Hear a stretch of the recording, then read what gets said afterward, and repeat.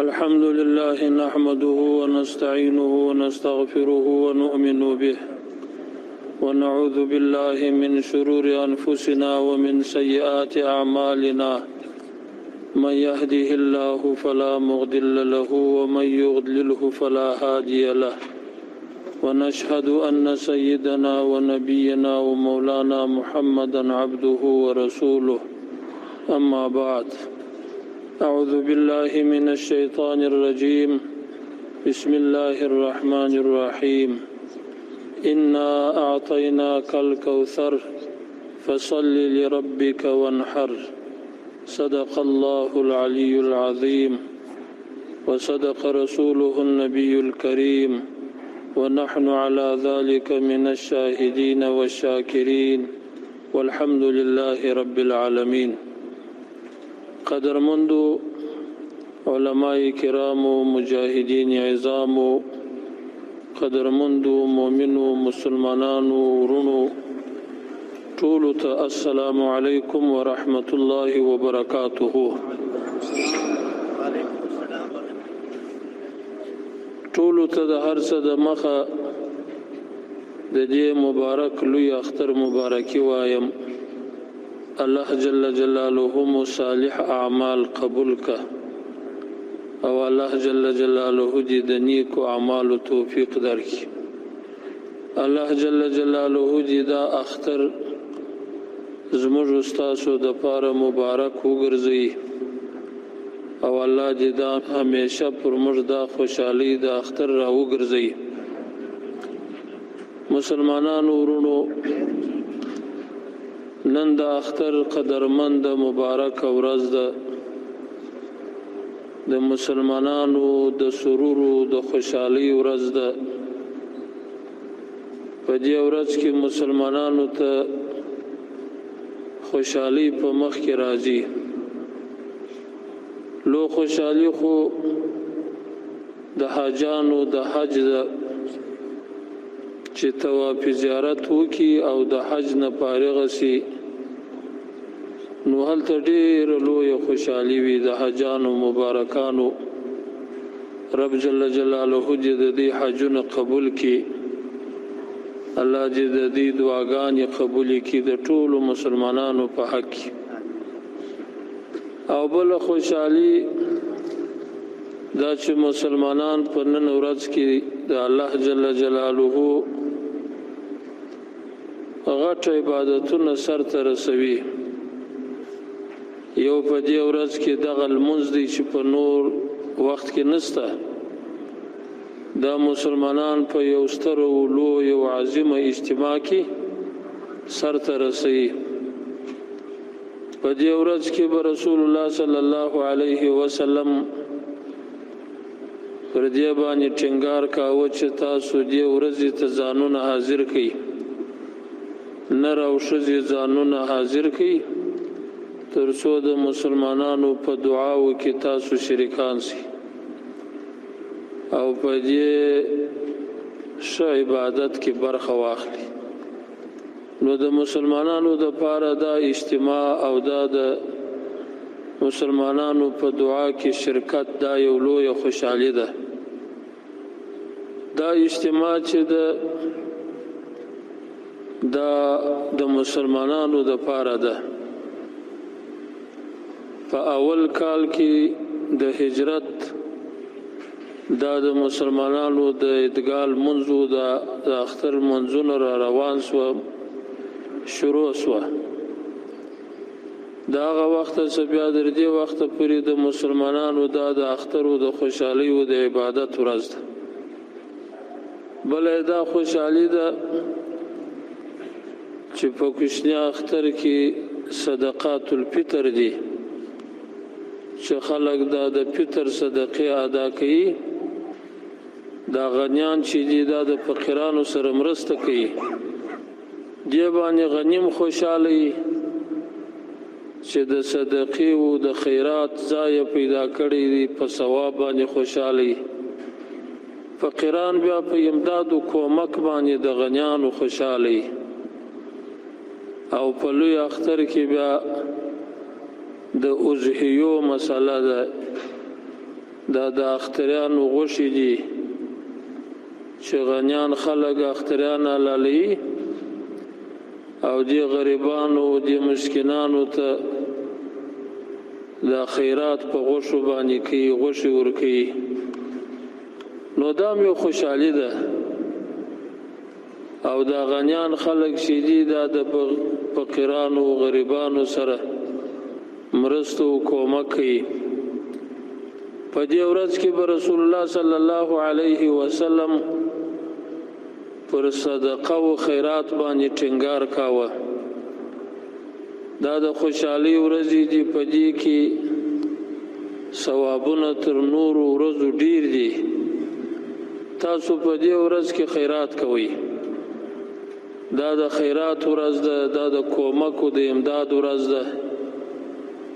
په دې ورځ کې تاسو د یتیمانو سره، د کونډیانو سره، د غریبانو فقیرانو سره مرسته کوي، کومک کوي.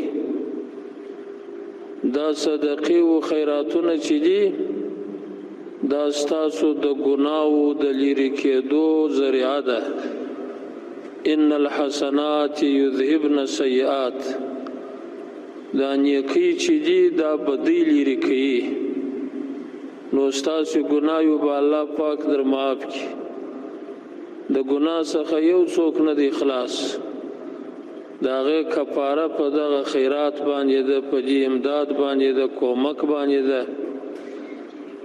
رسول الله صلی الله علیه وسلم د عیدګاه په لمانځه کې وښځو ته خطاب کوي: تصدقن فإني أريتكن أكثر أهل النار. خیرات وکړئ، ما تاسې ولیداست چې ډېر د جهنم هغه داخل سوي، جهنم ته اچول سوي اکثره تاسو ښځې واست. نو تاسو خیرات وکړئ، د جهنم د اور نه ځان په خلاص کړئ. الصدقه تطفئ غضب الرحمن. دا خیراتونه چې دي دا د رحمان خدای غضب آراموي. خپل هم خیراتونه وکړئ، د دې غریبانو د دې مسکینانو لاس ونیسئ. نورو ته هم امر وکړئ چې د خلکو سره مرسته وکړي، کومک وکړي، امداد وکړي. د نورو بچانو هم د ځان بچانو بولئ. خپل همسایګان داسې وبولئ لکه خپل اولادونه چې مو وي، چې ستاسې همسایګان وږي او تاسو ماړه یاست. دا خو د رحم و شفقت تقاضا نه ده. تاسو کوشش وکړئ خپل ځانونه د دې خراب صفت چې بخل دی د دې نه ځانونه وباسئ. په دې ښه صفت باندې ځانونه متصف کړئ چې هغه سخاوت دی. حدیث شریف کې راځي سخی چې دی الله پاک ته نږدې دی. سخی چې دی و مخلوق ته نږدې دی، خلقو ته نږدې دی. او سخی چې دی و جنت ته نږدې دی. نو که تاسو خلقو ته ځان نږدې کوئ نو په مالونو کې سخاوت وکئ، امداد وکئ، مرسته وکئ. بالخصوص په افغانستان کې چې د افغانستان خلک د ډیرو کلونو څخه په ډیرو سختیو کې را تیر شوي دي. جهادونه یې کړي دي، قربانۍ یې ورکړي دي، کورونه خراب شوي دي، تجارتونه یې له منځه تللي دي، ځمکې یې له منځه تللي دي. یقینا د چې ډیر اسباب د سختی او د فقر پر دې خلکو باندې تیر شوي دي. الله دې ټولو ته وزونه ورکړي. کدا د فقر اسباب ورته متوجه و کورونه خراب شو خو په عوض کې یو لوی قیمتي شی راوړي چې هغه دین او اسلام او عقیده یې وساتله جنگونه وکړه جهاد یې وکړي رب جل جلاله دې ځنې قبول کړي په نتیجه کې خپل مذهب خپل دین خپل عقیده وساتل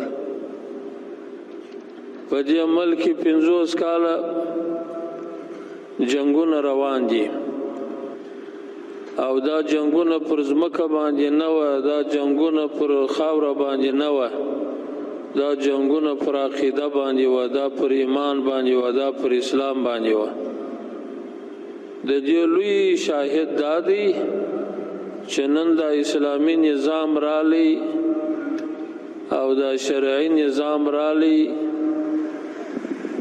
خلق آرام سو جنگونه پریښول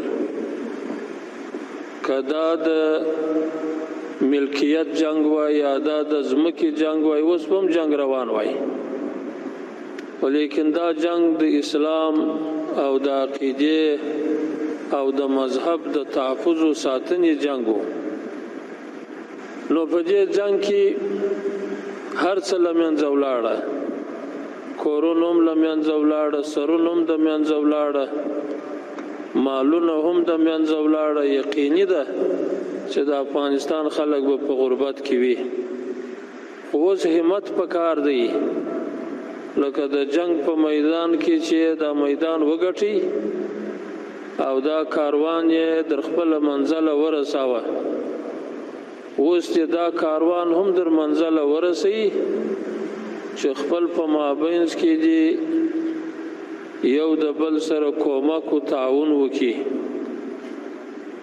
او کوشش دی وکي چې په خپل لاس او په خپل مهنت باندې خپل ځانونه خود کې پاکي غنیان مالداران دي د خپل غریب او نادار ورونو سره یتیمانو معلولینو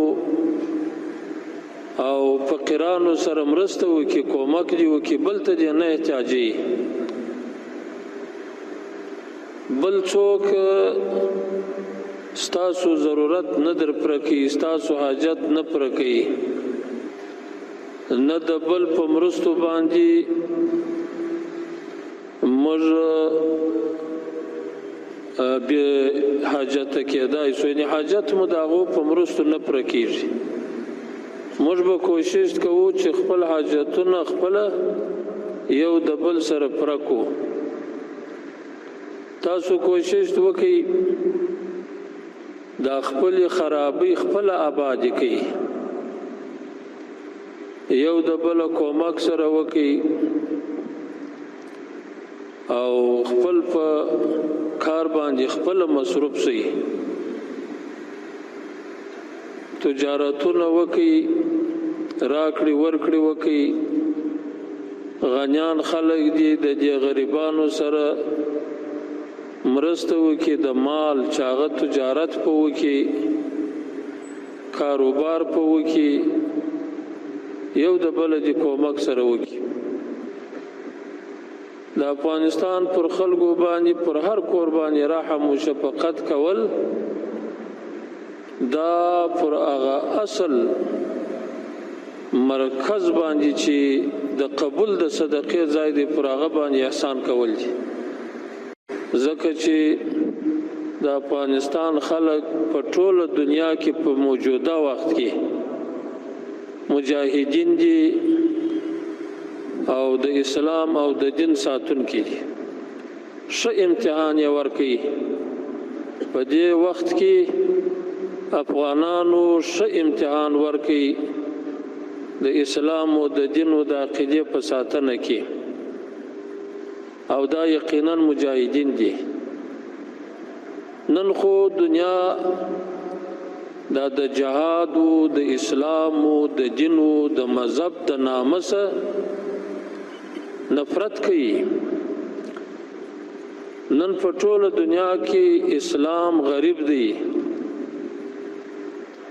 ان الدين قد بدا غریبا وسيعود غریبا. دا دین چې دی په ابتدا کې هم داسې غریب ولکه نن چې تاسو ورته ګورئ ټول دنیا د دین په مقابل کې ولاړه وه. په دین کې په اسلام کې دا خلک په شمیر باندې وه، دا یې شپږ، دا یې اووه، دا یې اته، دا یې نه، دا یې لس، داسې به زیاتېدل. د یا وسې حساب شروع چې مسلمانان کېدله په دې دین اسلام کې داخلېدل، داسې په شمیر باندې و. د یوه څه بیا روان و تر دغه اندازې پورې چې نن الله پاک دنیا کې دا اسلام ورساوه. اسلام داسې و ټوله دنیا د اسلام ته متوجه وه چې دا غږ آرام کی، دا غږ ورک کی. د رسول الله صلی الله علیه وسلم په هکله به مشورې کېدې چې دا غږ څنګه د نبی علیه السلام آرام کی. په دار ندوه کې مشورې وسولې، بالاخره پرېکړه دا سوه چې رسول الله صلی الله علیه وسلم به وجني قتل کوي، به شهیدوي، به الله پاک جل جلاله زمینه ورته برابر کړه د هجرت چې بیا مدینه منورې ته هجرت وکړي. مسلمانانو باندې پر سر ورونه بلیدله، خو الله جل جلاله دا اسلام کامیاب کړي. دا اسلام چې نن په دې دنیا کې ویني، دا اسلام نن خلکو ته ډېر نابلده دی. د اسلام خبر ورته نابلده ده، د اسلام احکام ورته نابلده دي. لیکن دغه اسلام نن دغه افغانانو، دغه مجاهدینو، دغه اسلام چې په ټوله دنیا کې دنیا ځنې په نفرت کې روانه ده، خو دوی په ډېر محبت باندې راپورته کوي او د دې قرباني ورکړي، مالونه او زامن او اولادونه، دا ټول در دې اسلام قربان کړه او دا اسلام یې راپورته کوي.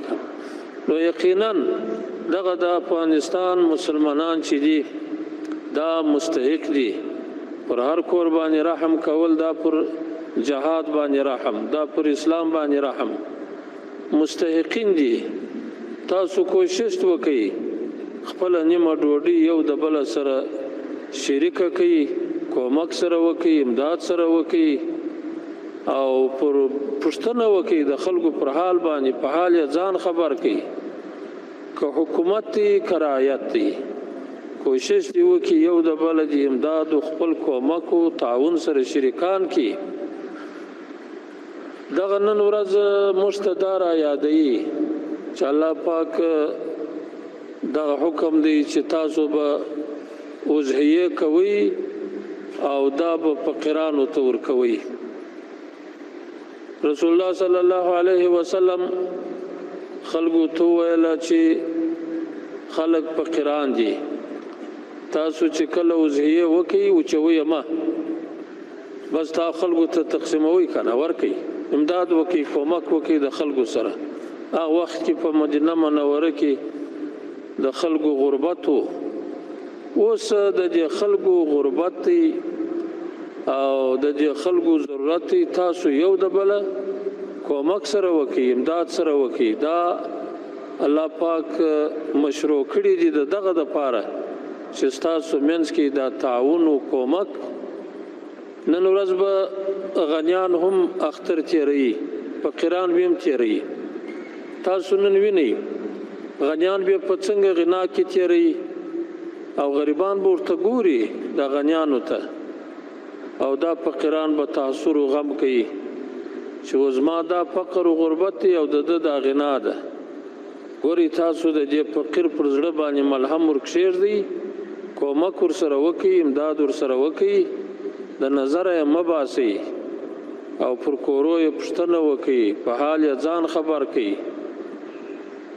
دا د الله جل جلاله یو لوی رحم دی چې نن ستاسو خیرات او ستاسو صدقه خلق در څخه قبلوي. سبا به داسې وخت راسي چې ته به د خپل مال ګرځې، څوک به در څخه قبلوي نه. نن لا دغه وخت دی چې نن یې ستاسو خلق قبلوي.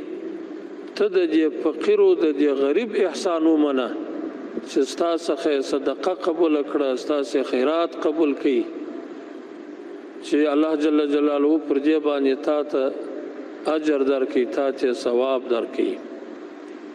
بخل چې دی دا په مؤمن مسلمان کې نه راځي.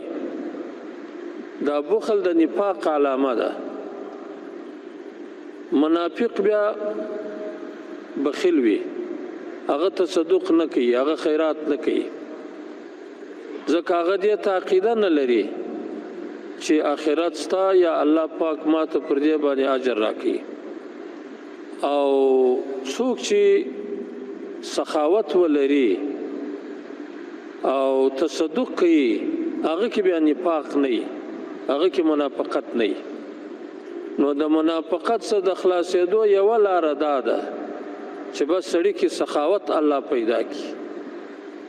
سخي سړی چې دی هغه منافق نه وي، هغه د نفاق خلاص. او یو سړی چې د مال در سر په هغه حقوقو کې تیر شي، نو هغه بیا در سر هم تیریږي د الله دپاره. بس دا د دې سړي پر صادق ایمان باندې دلیل دی.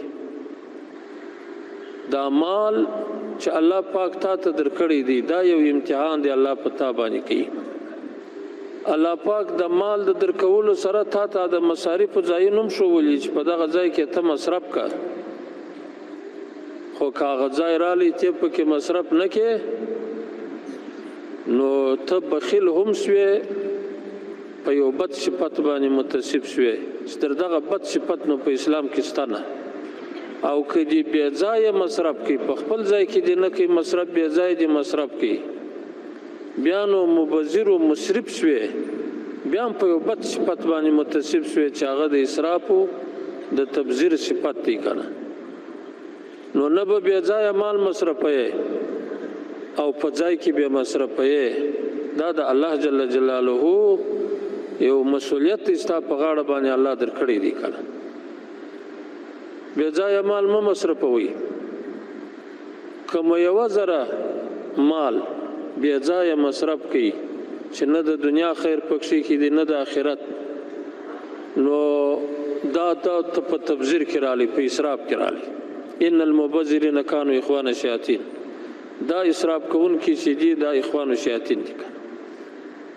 او کله چې په خیر کې مصرفوې، نو هغه چې هر څومره مصرفوې په هغه کې بیا اسراف نشته، هغه بیا ښه صفت دی، دا د سخاوت صفت دی. الله ته د نږدې کېدو صفت دی، مخلوق ته د نږدې کېدو صفت دی. نن کوشش وکړئ دا خپل مالونه د مسلمانانو په ګټه مصرف کړي، د مسلمانانو په مصلحتونو کې مصرف کړي، د خیر ځایونه جوړ کړي، مسجدونو کې مصرف کړي، مدارسو کې مصرف کړي، په تعلیمي ادارو کې مصرف کړي، په داسې ځای کې چې هغه ستاسو دپاره خیر شي. په کتابونو کې مصرف کړي، قرآن شریفانو کې مصرف کړي، نیکانو خلکو ته ورکړي چې ستاسو په مال باندې، ستاسو په دې صدقه باندې هغه د الله عبادت وکړي، ته به ورسره شریک شې.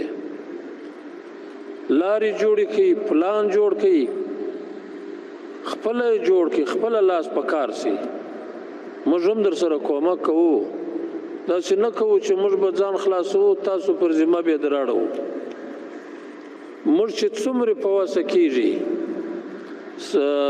په عام المنفعه کارونو کې او په مرستو کومک کې د غریبانو،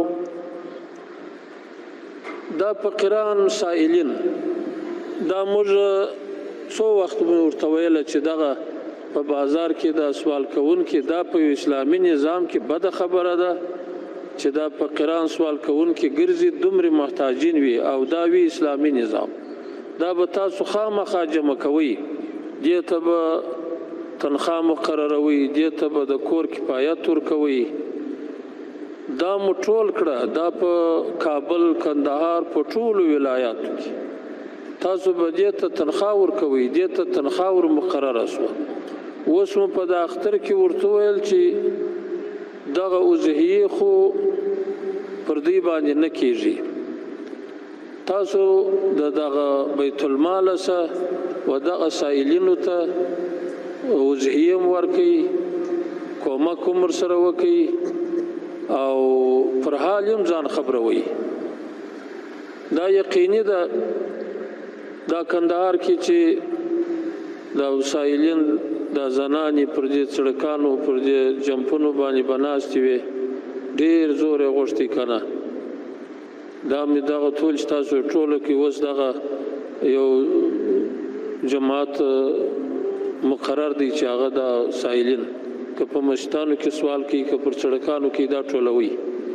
دا تاسو ته وایم که دغه سائلان تاسو ته په نظر درځي هغه دغه مجاهدینو ته په لاس ورکړي، دې دپاره خپل ځای جوړ دی او دې دپاره معاش مقرر دی او دې ته نفقه ورکول کېږي. دا محتاجین دا هم د دې خلکو بچان دي، اولادونه دي، دا راټول کړي که نه. اوس بله ورځ دی راته ویلی وایي په دا د کندهار د محتاجینو په مرکز کې 1500 محتاجین دي. 1500 د هلمند سره روان کړي دي چې 2000 شي. دې ته مال اکمالات یې وکړي، کومک ورسره وکړي. دا مخدره مواد دا چې موږ بند کړي دي دا موږ په یو سیاسي عمل باندې نه دي بند کړي. دا داسې نه دی چې موږ د دنیا څخه امتیاز پر غواړو. ورونو ما ودی ته ویل مال دا ناروا دي، دا ګوري تاسو په سترګو ورته ګوري چې دا زموږ افغانان یې داسې در په دره کړه. دا په شریعت کې ناروا دي. لا ضرر ولا ضرار په اسلام، ضرر به په اسلام کې نه وي، نه به بل ته ضرر رسوي نه به ځان ته رسوي. ولې دا ضرر رسوي؟ دا مخدره مواد خدا دې موږ وینو چې دا دې زموږ خلک قرباني تباه شوه. دا په شریعت کې حرام دي، دا بند کړي. موږ چې دا مخدره مواد بند کړي دي دا مو د خپل عقیدې له مخې بند کړي دي. او دا بزګرانو ته دا د مخدره موادو قاچاقبرانو ته د الله په خاطر وایم چې دا کار بند کړي. دا پر دې مسلمانانو ورحمېږي. دا یوازې زما وظیفه نه ده، دا ستاسو وظیفه هم ده. قسم په الله که ما په دې کې نیت کړی دی چې زه به پر دې باندې ګټه اخلم یا به زه د دنیا څخه امتیاز پر اخلم. ما په عقیده باندې بند کړي دي، په شریعت مې بند کړي دي. دا یو شرعي امر دی. نو تاسو چې دا شرعي امر دی دا زما نه دی، دا ستاسو هم دی. تاسو مسلمانان یاست، په دې مکلف یاست چې دا شریعت عملي کړئ. په دې باندې تاسو وکړئ، تاسو خپله بند کړئ. دې ته ضرورت مه پیدا کوئ چې مجاهدین درځي او بیا ستا کښت راړي که نه. خو ته خپله واړوه د اسلام په د حکم په وجه باندې. علماو ته دا وایم چې دا کار بد و، دې خلکو ته هغه بدوالی بیان کوي، دا بد کار دی. ته وینې یوازې په دغه کندهار کې 1500 محتاجین ناست دي. په دې کې عام خلک هم دي، په دې کې قسم قسم خلک.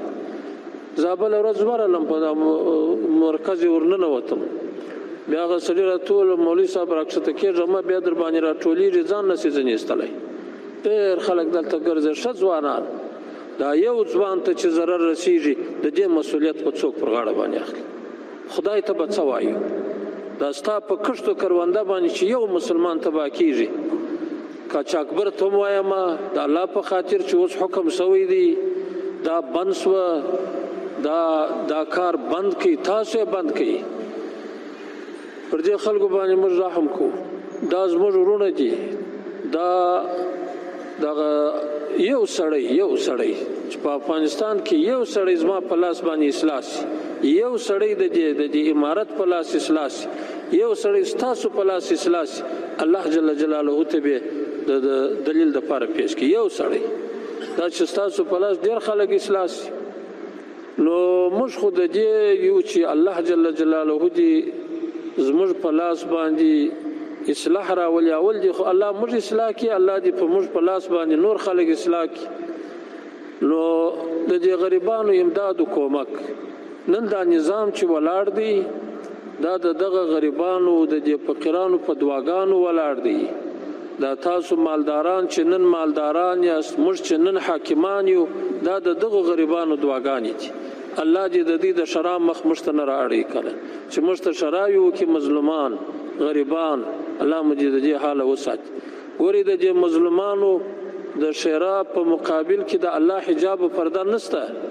الله بالذات د دې غریبانو د دې مظلومانو شرا اخلي او قبليه.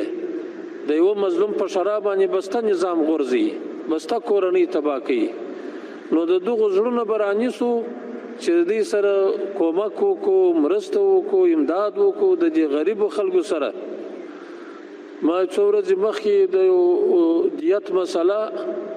دیت مسله علماو ته وویل چې تاسو دا پرېکړه وکړئ دا دیت که پر موږ باندې راځي موږ د خلکو دیت ورکوو، یو قتل خطا سوی و، بیا دې وځي پر بیت المال باندې. مال تاسو وګورئ دا بیت المال باندې راځي که پر دې سړي باندې راځي، د دې پر عقیله راځي. بالاخره دا کتابونه وکړه، کتاب کې لیکلي ول دا بیت المال چې دا د ړنګیانو، دا د کڼیانو، دا د کونډو، دا د یتیمانو، دا د غریبانو حق دی کنه. دا به د چا په شخصي ګټه کې نه استعمالیږي، دا به دغه تور کوي کنه. دیت کچيري رالی د خلکو پر عقیله باندې یا پر قاتل باندې رالی، دا به د بیت المال نور کوي. دا بیت المال د دغه غریبانو حق دی. نو الله دې موږ ته توفیق راکړي چې دغه حقوق د غریبانو د مستحقینو ټولو ته ورکړو. دا یو امتحان دی، په ټولو باندې امتحان دی. هر یو په خپل مسؤلیت کې په امتحان کې راغلی. کلکم راع کلکم مسؤول عن رعیته. په امارت باندې هم امتحان دی، په حکومت باندې، په رعیت باندې هم امتحان دی. الله دې ټول په دې امتحان کې سره کامیاب کړي. ورونو دا اجتماع او اتحاد، یو د بل تعاون او کومک کېدای شي زموږ مسؤلیتونه تر یو اندازې پورې سرته سره ورسي. که زموږ ستاسو مابینځ کې اتحاد او اتفاق نه وو بیا به دا مسؤلیتونه هر یو به په خپل مسؤلیت کې ناکام وي. نو موږ به هم کوشش کوو چې ستاسو مسؤلیت پوره کړو. تاسو هم کوشش وکړئ چې د امارت مسؤلیت پوره کړئ. د امارت مسؤلیت دا دی چې تاسو ته به هغه لاره درښیي چې هغه ستاسو د دنیا او د آخرت په ګټه او تاسو ته به دین درښیي. دا مسؤلین چې موږ مقرر کړي دي د دې لپاره نه دي چې تاسو وایي تاسو باندې ظلم وکړي او تاسو عزت پایمال کړي.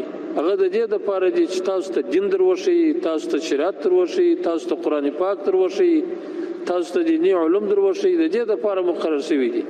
ستاسو حقوق تاسو ته تامین کړي، د مظلوم دفاع وکړي، د ظالم څخه حق واخلي او عدالت وکړي. د دې لپاره دي. الله دې موږ ته د دې توفیق راکړي. تاسو بیا دا مسؤلیت لري چې دغه امیرانو اطاعت وکوي کنه.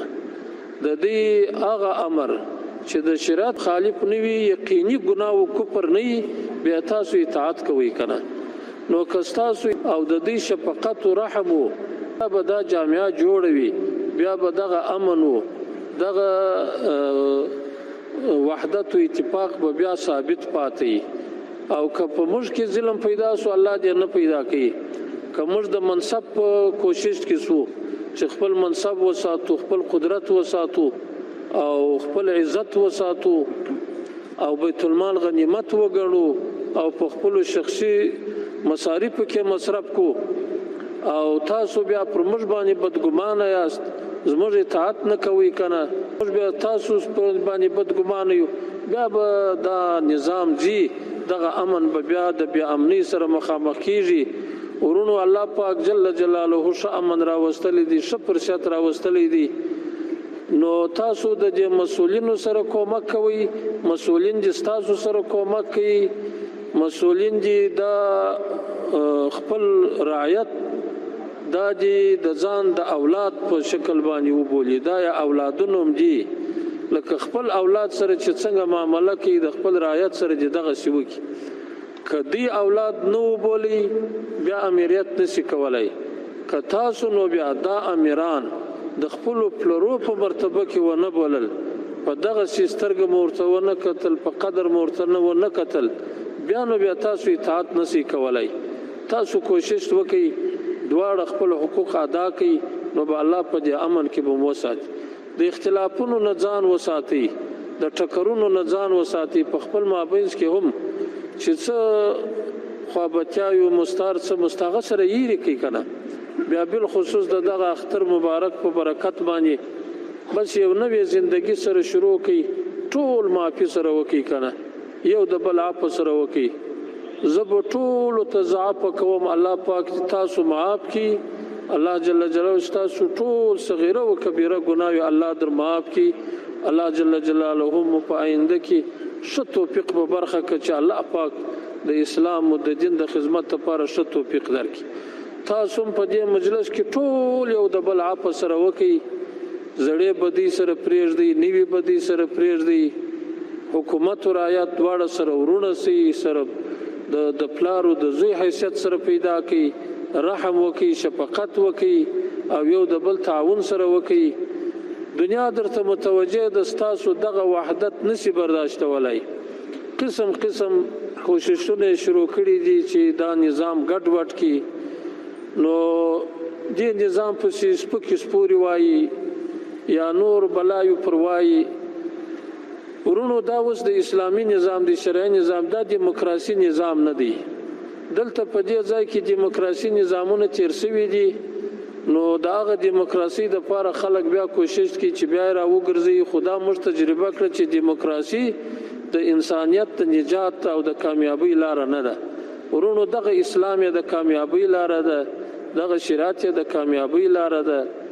اوس د مسلمانانو د پاره دا پکار دي چې په دین باندې ځان پوکي، په شریعت باندې ځان پوکي، په نظام باندې ځان پوکي، د علماو څخه دې پوښتنې وکړي، د علماو هدایات دې ومني او قبول دې کړي، او علما دې کوشش وکړي چې هغه شرعي حکمونه خلکو ته بیان کړي.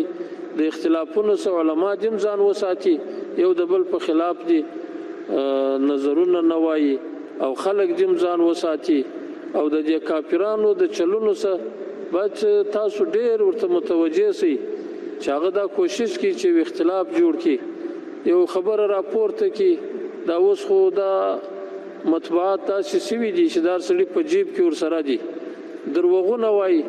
دا زه درته وایم چې ما داسې خبرې اورېدلې دي چې خالص بهتان دي، زما په حق کې داسې خبرې کړي دي چې خالص دروغ دي که نه. ما ته دا معلومیږي ټول کذب دی، درواغ دی. د دې شیطانانو پر خپلو مجاهدینو ورونو باندې تاسو اعتماد وکړئ، باور په وکړئ، یو د بل تاسو خپل په منځ کې اعتماد او باور د لاسه کړئ. ښه حکومت دی، دا زه ته دا د دې شیطانانو خبرې دي. دا حکومت ټول شمول حکومت دی، دا خبره راخسته پلانې نسته پکښې کې، پلانې نسته پکښې کې. تاسو خو یو وارې د حقیقت په سترګه باندې وګورئ، په څلورو سترګو ورته وګورئ چې دغه خلک چې پر تاسو باندې حکومت کوي دا څوک دي، دا د کومې خوا راغلي دي، دا څنګه خلک دي، د دې سابقه وګورئ، د دې موجوده حالات وګورئ. ورونو ګرد خو نسی حکومت کېدای، دا چې په حکومت کې دي هغه مسؤلیت لري. د دې و عمل ته وګورئ، و کار ته وګورئ، که مریی دی، که حبشي دی، که غوږونه پرېږدي، که پزه پرېږده، که هر څوک دی، خو د هغه و عمل ته وګوره، و کردار ته وګوره، نظام ته وګوره چې څه کوي، پر کومه خوا ځي. نو الله جل جلاله دې د دې تبلیغاتو بدو تبلیغاتو څخه وساتي، خپل نظام دی اطاعت یې وکړي، د شیطانانو د دې نورو په وسوسو باندې مه خطا کېږئ که نه. اوس نظام پر ښه خوا باندې روان دی، د شریعت پر خوا روان دی. موږ هم دا پوره کوشش دی، دا عهد در سره کوو، دا وعده در سره کوو چې موږ به د شریعت خلاف، د الله د دین خلاف یو قدم هم نه اخلو. چې هغه ستاسو زموږ شریکه ذمهواري ده د الله بندګي، د هغه په دننه کې به ستاسو سره موږ کوشش کوو که نه. ورونو مسلمانانو، تاسو نن په دنیا کې وینئ مسلمانان ډېر مظلوم دي، خو افغانستان ته چې رب جل جلاله دا په برخه کړه چې الله پاک امن پکښې کې راوستی او دا کافر وتښتېدی او دا کافر مات سو، دا د دې جهاد برکت و، دا د دې مسلمانانو د وحدت برکت و که نه. الله جل جلاله دې نور موږ ته د دې توفیق راکړي چې جهاد او دا جهادي مبارزه ثابته وساتو که نه. جهاد د مسلمانانو د سرلوړۍ یو عمل دی که نه، چې کوم قوم جهاد پرېښی دی هغه قوم الله ذلیل کړی دی، هغه الله خوار کړی دی که نه. کم چا چې جهاد د ځان دپاره عمل ګرځولی دی الله کامیاب کړی دی. الله جل جلاله دا مسلمانان د دې اسلام او د دې دین په وجه باندې خپل نصرت ورسره ملګري کړی دي، نصرت او کومک یې کړی دی. دا موږ په سترګو ولیدل. دا د هیڅ چا دا توقع نه وه چې په افغانستان کې به دغسې حالت راځي لکه دا اوس چې راغلی دا امن و صلح. دا کافران چې په دې اشر باندې راغلي وکړه الله پاک شرمنده ذلیل خوار وشړله کنه. الله پاک لرې کړه مسلمانانو ته الله پاک دا اسلامي نظام ورکړي. دا الله پاک څه دا خواست کو چې رب جل جلاله دې په ټوله دنیا کې دا ظالمان داسې وشرموي لکه په دې ځمکه د افغانستان کې چې الله وشرمول. اوس یو بل یرغل چې پر د مسلمانانو پر حریم باندې دې کافرانو روان کړي دي چې پرون پر افغانستان نن بیا د فلسطین پر مځکه باندې د دې کافرانو یرغل او د دې ظلم روان دي کنه. د الله پاک صدا غواړو چې رب جل جلاله دا د فلسطین اشغالګر دغه ظالمان دا الله داسې وشرموي لکه دلته چې الله د غربیان وشرمول. پروردګار عالم دی دا فلسطین مسلمانان د دې ظلم سره د دې کافرانو د دې ظالمانو څومره لوی ظلم دې ظالمانو روان کړی دی. امریکا په حمایت کې دی. تاسو پرون واورېدل چې امریکا د دې اوربند دا پریکړه ویټو کړه ده، یعنی هغه چې منفي رایه ورکړه.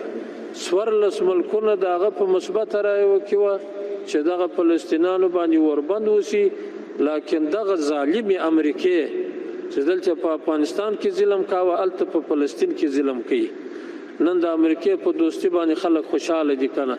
امریکې دوستي د ځان لپاره کامیابي بولي، خو دغه در لوی ظالمه دغه امریکا ده کنه. د فلسطین د ټولو مسلمانانو قاتل امریکا ده. اسرائیل د امریکا په زور باندې غورځي. که امریکا نه وي بیا دا یو شور هم نشي خوړی. لکن امریکا پر خلکو باندې بندیز ولګه او زموږ ملک ته 12 هیوادونو خلک نه راځي، د افغانستان د عجم نه راځي. ولې؟ دا د افغانستان حکومت پر دې خلکو کنټرول نه لري کنه. نو ظالم ستا دغه د بشریت سره دوستي ده. دا اوس چې ته د ښځې او ماشومان په ورو کې سوځې، یو داسې حالت خو چې د برداشت نه دی د دې ظالم. لکن د بشر د حقوقو ادعا دی کوي. ولی په افغانستان کې د بشر حقوق پایماله شوي دي؟ ولی ښځې په کار کې نشته؟ ولی د ښځو تعلیم بند شوی دی؟ ولی د ښځو مکتب بند شوی دی؟ ولی پوهنتون بند شوی دی؟ ولی امر بالمعروف رامنځته شوی دی؟ ولی حجاب لازمي شوی دی؟ ولی په ښځو حجاب؟ ولی بلا محرمه ښځې نه پرېښول کېږي؟ دا د بشر خلاف دی. ای ظالمه، دا ته چې اوس په دې فلسطین کې دا د بشر خلاف کوې، ښځې ماشومان ته خو ما خو ښځو ته عزت ورکړي که نه، ښځو ته مې عفت ورکړي، په ښځو مې حجاب واغوستی، د ښځو مې پرده وکړله که نه، فحاشي مې ختم کړه، بد اخلاقي مې ختم کړه. دا خو ما عزت ور په برخه کوي. تا څه وکړله؟ تا یې پر سر باندې توپک ور نیولی دی، بمبار پر کوې، شهیدانې د منځه یې وړې که نه، ماشومان د مور په غېږ کې له منځه وړې. دا ستا بشریت دی؟ دا ستا انسانیت دی؟ ورونو پر مسلمانانو باندې رحم نسته کنه. دا ګوره دا مسلمانان دي. تاسو د دې کافرانو یو کافر ملک وینئ کنه چې دغسې پرا ټول شوي دي او دغسې له منځه وړي؟ که دا مسلمانان دي هېڅوک غږ هم نه کوي. مسلمان هم غږ نه کوي، کافر هم غږ نه کوي. مګر دلته دا اسلامي امارت باندې چې د خلکو حقوق پکښې کې محفوظ دي، پر دې باندې ټولو نارې دي. نورونو الله جل جلاله دې مسلمانان کامیاب کی. مسلمانانو کامیابی په وحدت او په اتفاق او په یووالي کې ده. موږ ولیدله ورې دا په دې ځای کې جنګ و، د اشغالګر چې وه د هېڅ چا عزت خوندي نه و، د هېڅ چا، نه د نر نه د ښځې نه د ملا نه د عامیانو نه د رعیت نه د حکومت، ټول په یو خطر کې روان. اوس چې الله پاک دا وحدت راوستی، یووالی راوست، د ټولو عزت پر ځای دی. الله دې د ټولو مسلمانانو وحدت راولي.